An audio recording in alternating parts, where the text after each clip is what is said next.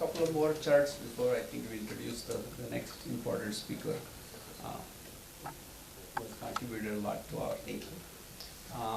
So after you saw a couple of glimpses of the small projects we did, we said, gee, maybe we could do something better.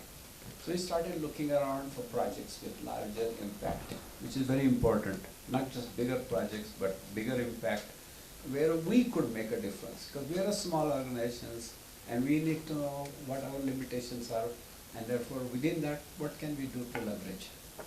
So this workshop and this seminar is all about the results of that effort as we begin this journey, and hopefully with all of you, some of you, and more of you. So the first thing we observed going past the smaller projects was governments and industries were doing a tremendous amount of work.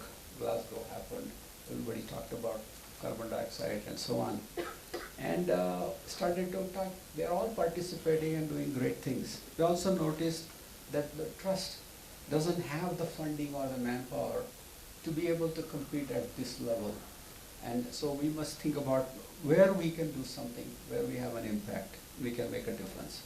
We also noticed something, that many startups come about, labs come about, and they do some research projects, but they never go to the next phase because proper funding is not there, or they didn't catch the right one, or maybe scalability, etc.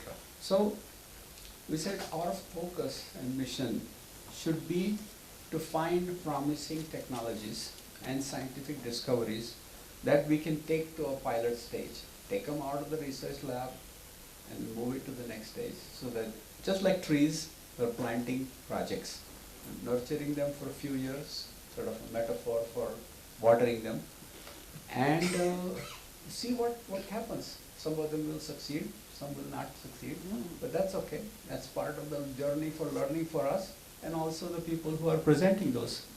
So we said, what are the two things, streams of thoughts? One is obviously carbon dioxide sequestration. We have a large amount of it, and somebody reminded me that you cannot take all the carbon dioxide in the universe and just bury it, because we need carbon dioxide to live. That's something problem. And then the other one is green hydrogen. Massive emphasis behind that. And we ask ourselves, is that the right thing to do? Is it feasible? Can we really make it green? Etc., etc. So in that journey, we said, okay, let's ask for people, ideas, great proposals. So we received 73 proposals.